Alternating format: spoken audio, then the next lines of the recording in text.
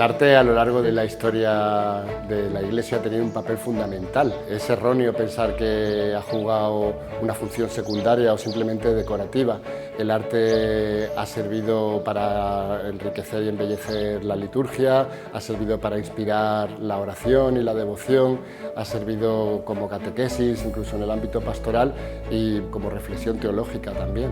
Antiguamente se conocía pues, los retablos, las fachadas de las iglesias, como la Biblia de los pobres, porque, como decía yo antes, ¿no? Era una expresión, ya no solo una ilustración de los episodios de la vida de Jesús o de los pasajes de la Biblia, sino ofrecían, además de eso, una reflexión del sentido profundo que esos acontecimientos o esos momentos de la palabra de Dios tenían para la gente. Era una forma visual de entender y de comprender en un momento en el que el analfabetismo estaba muy extendido y los libros, las letras, el lenguaje verbal a lo mejor no llegaba a todo el mundo.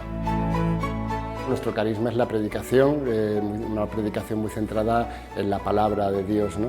Una predicación que generalmente pues, se ha hecho desde lo verbal, desde el lenguaje escrito, pero también se ha hecho a lo largo de la historia por medio del arte y de la pintura en concreto. Tenemos grandes figuras como Fray Angélico o Maíno o Pedro Bedón en América, que se valieron de la imagen, se valieron del arte pues, para llevar la palabra de Dios. Es importante que la Iglesia, como ha hecho siempre, siga escuchando el estilo de cada momento histórico, porque es una forma de atender lo que la sociedad, lo que la cultura de los contemporáneos nos está diciendo. Así lo hizo, por ejemplo, Fray Angélico, ¿no? En un momento en el que estaba surgiendo todo el movimiento del Renacimiento. Él se sirvió del arte también como una forma de diálogo, en un momento en el que se quitaba la centralidad de Dios en toda la sociedad y para sustituirlo por la centralidad de la belleza humana, del ser humano, pues Fray Angélico con su pintura rescató pues, ese protagonismo del ser humano, pero no de cualquier ser humano, la belleza del ser humano, pero cuando está iluminado por Dios, ¿no? Cuando, de la nueva humanidad del ser humano que está vinculado a Jesucristo.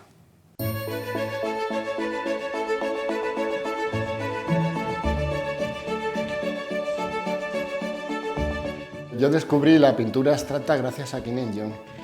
Estaba en aquel entonces programando mi tesis doctoral que se titulaba Teología Pintada y Kim Il-jung es un fraile coreano, dominico como yo, que reside desde hace muchos años en París.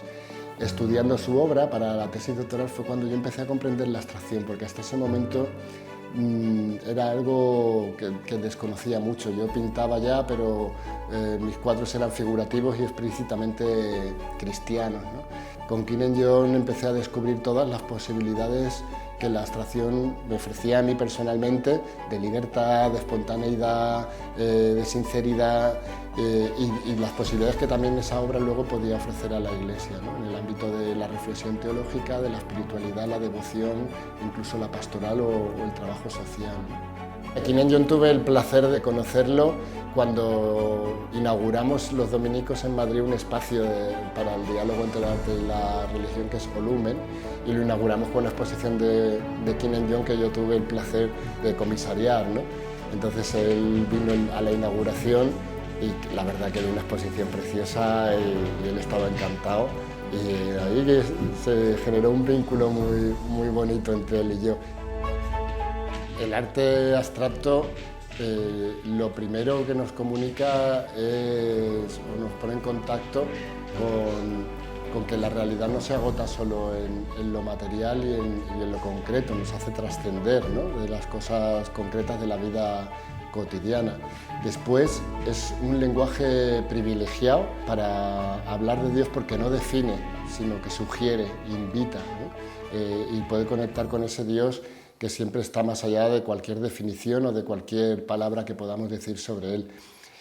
Pero sobre todo me parece que lo que más nos ayuda para conectar con Dios es que te exige que te detengas en este mundo que vivimos con tantas prisas, te exige que hagas silencio y que contemples. El lenguaje de la abstracción es un lenguaje que es válido para todos, ¿no? Con el que puedo expresar mi verdad, ser fiel a mi propia verdad como creyente, pero de una forma que no deja fuera a nadie, ¿eh? Que incluye también a los que crean en otras religiones, o a los que estén alejados o no crean en Dios, ¿no? Es un lenguaje universal, es el lenguaje del color, el lenguaje de las formas, y por tanto pues es un espacio extraordinario, privilegiado para el encuentro y para el diálogo, ¿no? Que me parece que son dos cuestiones muy necesarias en el mundo en el que vivimos. La contemplación pura, el silencio, es el primer paso. La racionalización de lo que estás viendo vendría después, pero lo primero es sencillamente algo tan bonito como dejarse fascinar, ¿no? Recrearse en algo bonito, sin saber por qué te gusta, ni por qué no, ni qué es lo que más te gusta, ni lo que es o lo que deja de ser, sino de ver algo, unos colores, unas formas que te parecen hermosas y que simplemente te cautivan y que te quedas contemplando, ¿no? Igual que muchas veces nos puede ocurrir cuando vemos un paisaje precioso o en otros momentos de la vida. Yo creo que una de las utilidades pastorales que puede tener, por ejemplo, de esas que son inexploradas para la Iglesia, es enseñar a contemplar, ¿no? La pintura abstracta, el arte contemporáneo, nos puede ser una herramienta muy útil en la Iglesia para enseñar a contemplar.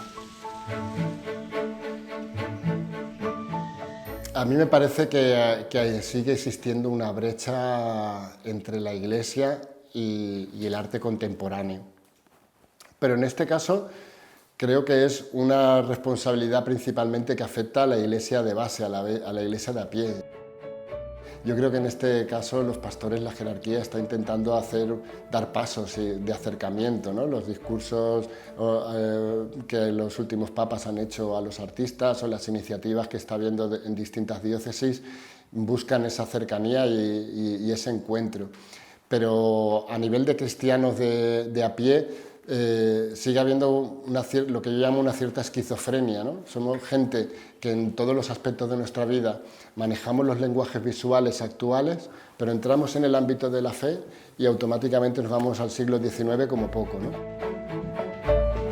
Yo creo que somos los cristianos de a pie los que tenemos que hacer el esfuerzo, que no es tan complicado, por entender y comprender el arte contemporáneo. En realidad son cuestiones muy intuitivas, muy fáciles de entender. La significación de un color, qué significa para ti un rojo, un azul, un amarillo, qué significa para ti una forma curva, una forma recta, esta textura que te transmite.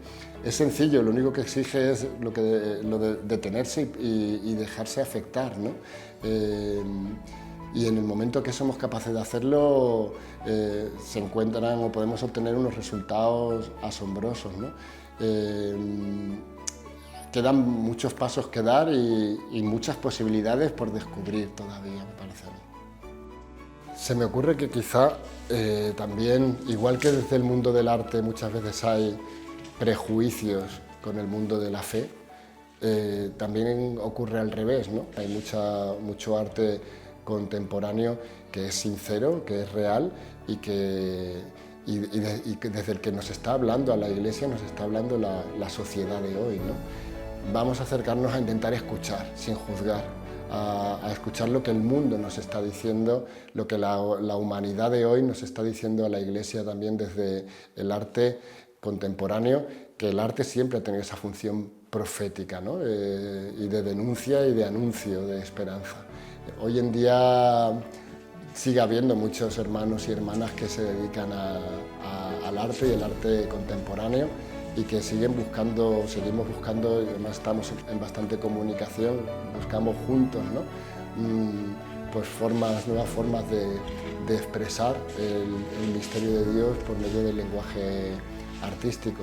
Siempre va a ser necesario porque el ser humano va cambiando, nuestro mundo, nuestra sociedad va cambiando y hay que dar respuesta siempre a las inquietudes y a los problemas del mundo de hoy, ¿no? Y hay que hacerlo con los lenguajes del mundo de hoy.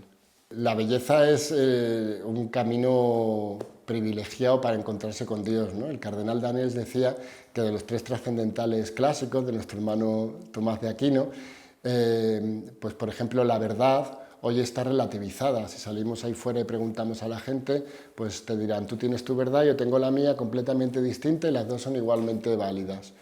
La bondad, pues también vivimos en un mundo en el que parece que ser bueno es ser tonto, ¿no? Que para tener éxito, para triunfar, hay que pisar al que tenemos al lado y estar por encima del otro. Sin embargo, la belleza sigue siendo algo que cautiva a todo el mundo, ¿no? Que sigue atrayendo a todas las personas. Y por tanto me parece que hoy en el mundo en el que vivimos es un camino privilegiado para encontrarse con Dios.